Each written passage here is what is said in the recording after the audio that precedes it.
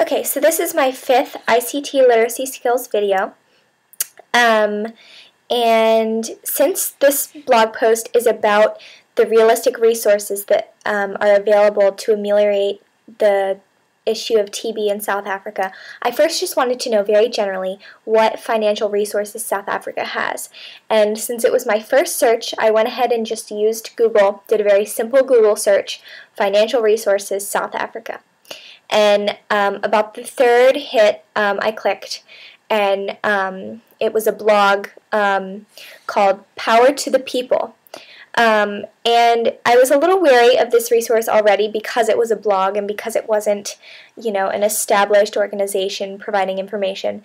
So I did a little research about what Power to the People is, and it's actually a group run by an African revolutionary who's living in America, and he's forwarding these socialist and anarchist ideas, and he blogs frequently about South Africa. So I was very wary, and I was not going to use that information because I knew that I intuitively the source of the information seemed not so reliable and scholarly. So, but I did find an interesting link to an organization that from that blog that said that South Africa receives a lot of funds from, called the Global Fund to fight AIDS, TB, and malaria.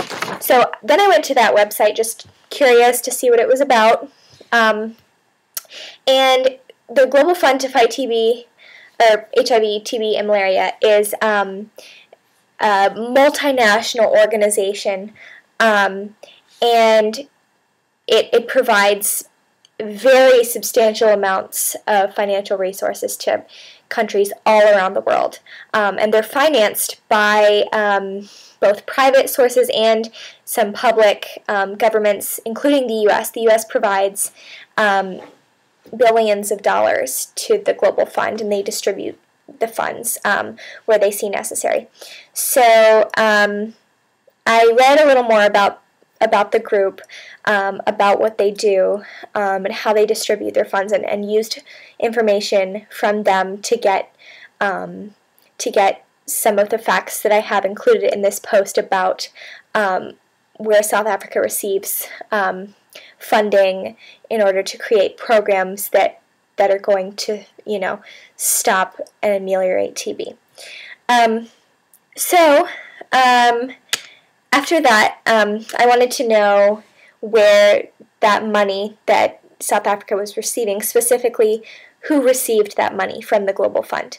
And the Global Fund said that the Health Department of South Africa and the Treasury received some of the funds. So I first went to the Health Department because my issue is health related. I thought that would be a good starting point.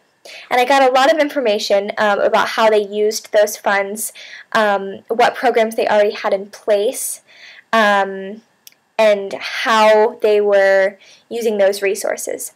And I learned that they're actually directing a lot of their funds towards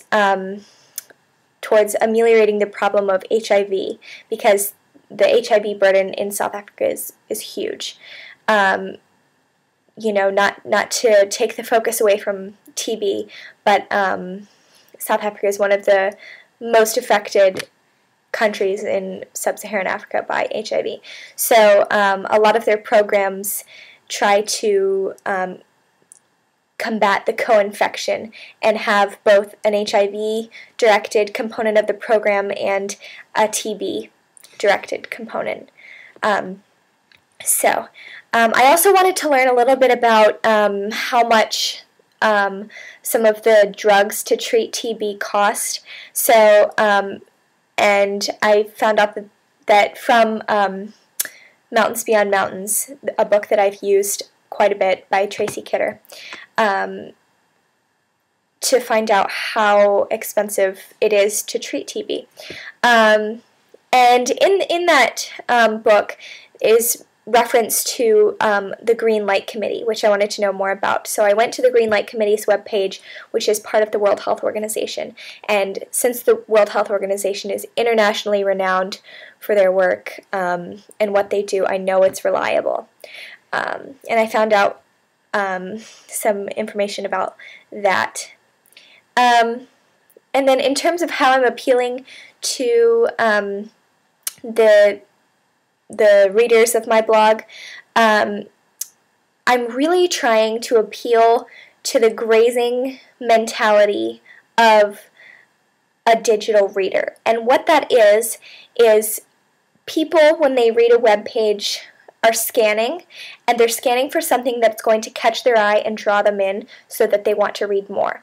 And so with this post, I was very much more intentional about where I put my read more button, and I have a very provocative, eye-catching picture at the beginning so that hopefully you would be drawn in to want to read more about these resources and how they're being used to treat people like the woman at the beginning of my blog. In addition, I'm highlighting more terms since the nature of the issue that I've chosen is health related. A lot of these terms are very foreign to many people, and I'm not a scientist, I'm not a doctor, I'm a senior in high school, so by providing my classmates who are reading my blog and with other people who may not have medical knowledge with access to find out more about these terms, I think that that's also something that I've definitely stepped up on. So that's about it for now.